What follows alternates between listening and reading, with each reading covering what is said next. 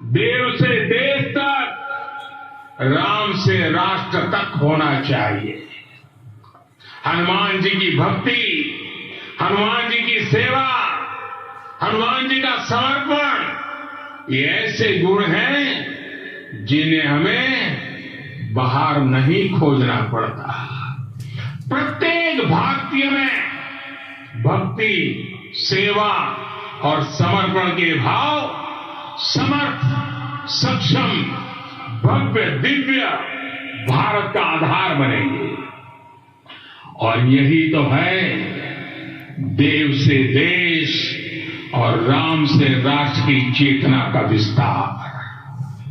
दूर सुदूर जंगल में, कुटिया में जीवन गुजारने वाली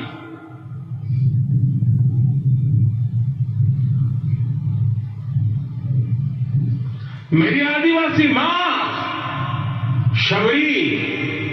शबरी का ध्यान आते ही अप्रतिम विश्वास जागृत होता है। मां शबरी तो कब से कहती थी राम आएंगे।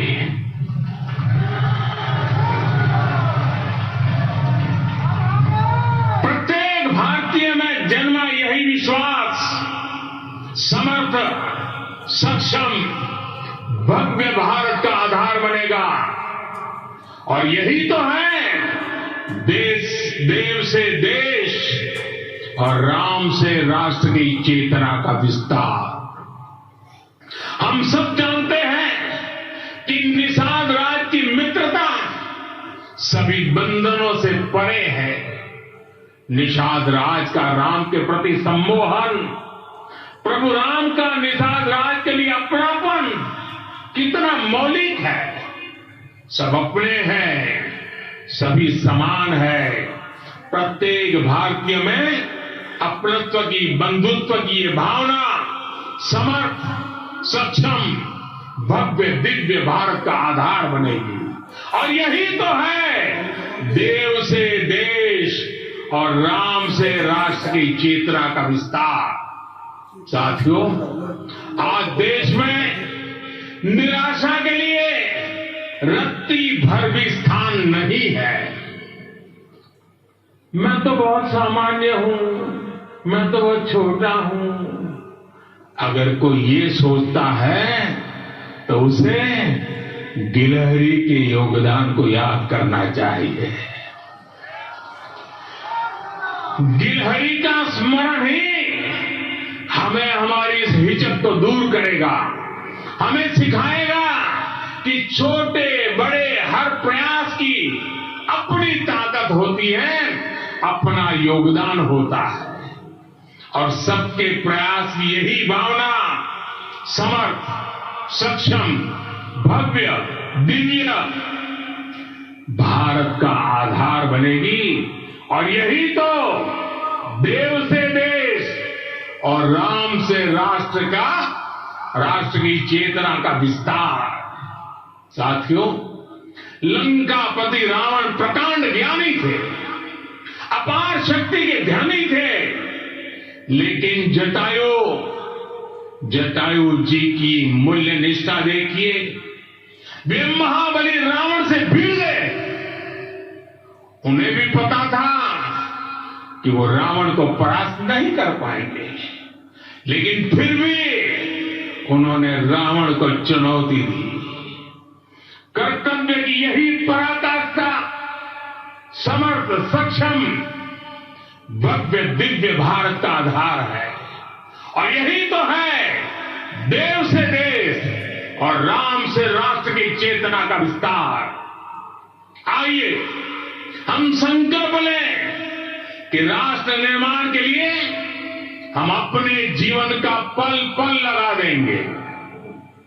राम काज से राष्ट्र काज, समय का पल पल, शरीर का कण कण राम समर्पण को राष्ट्र समर्पण के ध्येय से जोड़ देंगे। मेरे देशवासियों, प्रभु श्री राम की हमारी पूजा विशेष होनी चाहिए। ये पूजा स्व से ऊपर उठ करके समष्टि के लिए होनी चाहिए। ये पूजा अहम से उठकर वयम के लिए होनी चाहिए। प्रभु को जो भोग चढ़ेगा वो विकसित भारत के लिए हमारे परिश्रम की पराकाष्ठा का प्रसाद भी होगा। हमें नित्य पराक्रम, पुरुषार्थ, समर्पण का प्रसाद प्रभु राम को चढ़ाना होगा।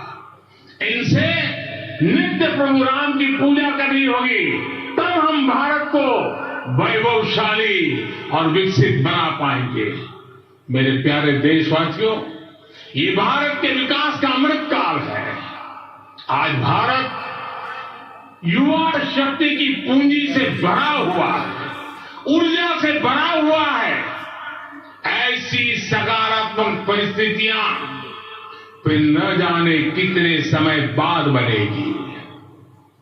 हमें अब चूकना नहीं है, हमें अब बैठना नहीं है। मैं अपने देश के युवाओं से कहूंगा, आपके सामने हजारों वर्ष की परंपरा की प्रेरणा है।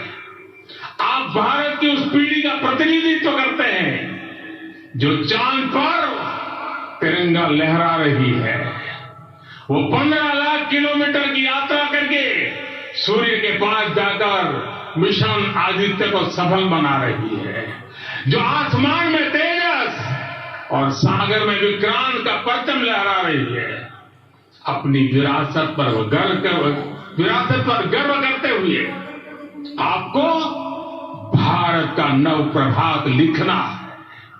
परंपरा की पवित्रता और आधुनिकता की अनंतता दोनों ही पथ पर चलते हुए भारत समृद्धि के लक्ष्य तक पहुंचेगा। मेरे साथियों, आने वाला समय अब सफलता का है। आने वाला समय अब सिद्धि का है। ये भव्य राम मंदिर साक्षी बनेगा भारत के उत्कर्ष का, भारत के उदय का।